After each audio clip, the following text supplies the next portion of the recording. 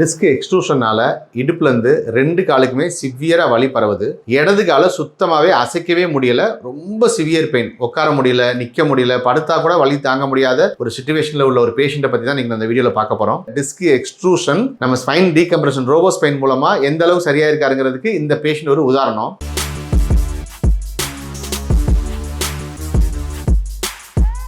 Hi, நான் doctor Jayachandran, sun hospital Madurai. Disc எக்ஸ்ட்ரூஷனால இடுப்புலேருந்து 2 காலுக்குமே சிவியராக வலி பரவுது.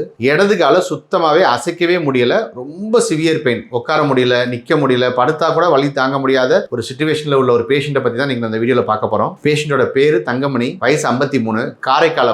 அவர் நிறைய ஹாஸ்பிட்டலில் பார்த்துருக்காரு. எல்லா ஹாஸ்பிட்டலையுமே அவருக்கு ஆப்ரேஷன் தான் பண்ணணும்னு சொல்லியிருக்காங்க. சிவியர் பெயினோட தான் இங்கே வந்தார். நான் வந்து பார்த்த உடனே அவருக்கு ஸ்கேன் ரிப்போர்ட், பழைய ஸ்கேன் ரிப்போர்ட் வச்சிருந்தாரு. திருப்பி ஸ்கேன் பண்ணி பார்த்தேன். சிவியராகவே அவருக்கு டிஸ்க் எக்ஸ்ட்ரூஷன் இருந்தது. அவரோட பெயினுக்கான காரணம் தெளிவா தெரிஞ்சிருச்சு. ஸோ அப்புறம் என்ன பண்ணோம், அவருக்கு ப்ராப்பரா வந்து ட்ரீட்மெண்ட் கொடுத்தோம். நம்ம ஹாஸ்பிட்டலில் ரெகுலராக கொடுக்குற எலக்ட்ரோதெரப்பி ட்ரீட்மெண்ட்ஸ், மார்னிங் 9லேருந்து நைட்டு 9 வரைக்கும் எலக்ட்ரோதெரப்பி, மேனுவல் தெரப்பி எல்லாம் கொடுத்து மயோஃபேஷியல் ரிலீஸ் ஃபுல்லாக நல்லா ரிலீஸ் பண்ணி வச்சுட்டு அதுக்கப்புறம் அவருக்கு டீகம்ப்ரஷன் பண்ணோம். ரோபோ ஸ்பைன் மூலமாக அவரோட அந்த டிஸ்க் எக்ஸ்ட்ரூஷனை சரி பண்ணுறதுக்கு உண்டான ப்ராப்பரான ட்ரீட்மெண்ட் கொடுத்தோம். ஒவ்வொரு செஷன் அவர் வந்து ரோபோ ஸ்பைன் போட்டுட்டு எந்திரிக்கும் பொழுது அவர் வித்தியாசம் தெரிய ஆரம்பிச்சிச்சு. ட்ரீட்மெண்ட் கொடுக்கும்பொழுது அவருக்கு பெயின் குறைஞ்சிச்சு, ஸ்டிஃப்னஸ் குறைஞ்சிச்சு, ஓகேன்னு செட்டில் ஆக ஆரம்பிச்சாரு. அதோட சேர்த்து ரோபோ ஸ்பைன் கொடுக்கும்பொழுது நல்லாவே சரியாயிட்டாரு. சொல்லப்போனால் இத்தனை வருஷமா இருந்த பெயின் இந்த 10 நாளில் அவருக்கு கம்ப்ளீட்டா 100% சரியாயிடுச்சு. நார்மலா நடக்க ஆரம்பிச்சிட்டாரு. ஒரு ரிப்போர்ட்டையும் காமிக்கிறேன் பாருங்க. டிஸ்க் எக்ஸ்ட்ரூஷன் நம்ம ஸ்பைன் டீகம்ப்ரஷன் ரோபோ ஸ்பைன் மூலமா எந்த அளவு சரியா இருக்காருங்கிறதுக்கு இந்த பேஷண்ட் ஒரு உதாரணம். நம்மளோட பேஷண்ட் ரிவ்யூஸ் பார்த்து தான் வந்தாரு. இப்போ அவரோட ரிவ்யூ பார்த்துட்டு எத்தனை பேஷண்ட் வர போறாங்களான்னு தெரியல.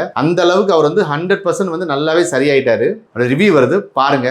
தேங்க்யூ. இது தங்கமணி பேஷண்டோட எம்ஆர்ஐ ஃபில்ம். இதுதான் ஸ்பைனல் கனால். பிரெயின்ல இருந்து மொத்தமா ஸ்பைனல் கார்டு வந்து இப்படிதான் வருது. இதன் மூலமா தான் உடம்பு முழுக்க வந்து நரம்பு மண்டலம் செயல்படுது. அவருக்கு மெயினா இந்த இடத்துல கரெக்டா வந்துட்டு ஒரு L4 L5 லெவல்ல டிஸ்க் வந்து இந்த மாதிரி வந்து எக்ஸ்ட்ரூஷன் ஆயிருக்கு. இதுல பார்க்கும்போது மைல்டா இருக்க மாதிரி தான் இருக்கு. ஆனா அதை டீப்பா போய் பார்த்தோம் அப்படின்னா எந்த அளவுக்கு வந்து டிஸ்க் எக்ஸ்ட்ரூஷன் ஆகி இறங்கி வெளியில வந்திருக்குன்னு பாருங்க.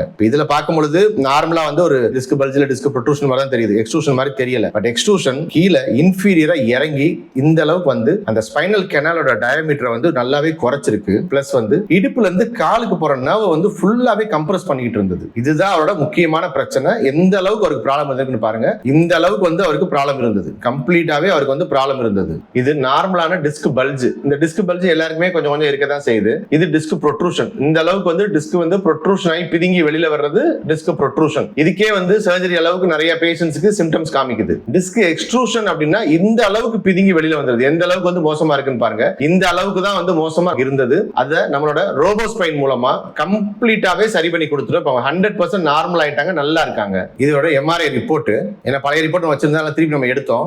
L4 L5 லெவல்ல டிஸ்க் வந்து பல்ஜ் இருந்தது. பிளஸ் லெஃப்ட் பாராசென்ட்ரல் டிஸ்க் எக்ஸ்ட்ரூஷன் இருந்தது வித் இன்ஃபீரியர் மைக்ரேஷன். நல்லாவே பிதுங்கி வெளியில வந்து கீழே இறங்கி இருந்தது. அந்த இறங்கினது அந்த ஸ்பைனல் கெனால அழுத்திட்டு இடுப்புல இருந்து இடது காலுக்கு போற நரம்பை வந்து அழுத்திக்கிட்டு இருந்தது. அதனாலதான் அவரால் வந்து கொஞ்ச நேரம் கூட உட்கார முடியல, நிக்க முடியல, நடக்க முடியல.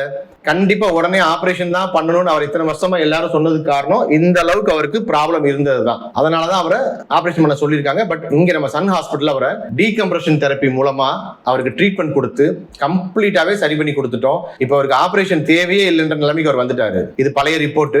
பழைய ரிப்போர்ட்லயுமே அவருக்கு ப்ராப்ளம் இருந்தது, நல்லாவே ப்ராப்ளம் இருந்தது. அப்பயே அவர் ஆபரேஷன் பண்ணு சொல்லியிருக்காங்க. இப்போ கம்ப்ளீட்டாவே அதுல தப்பிச்சிட்டாரு. தேங்க்யூ. வணக்கங்க. என் பேர் தங்கமணி. நான் காரைக்கால்லேருந்து வந்துருந்தேன்.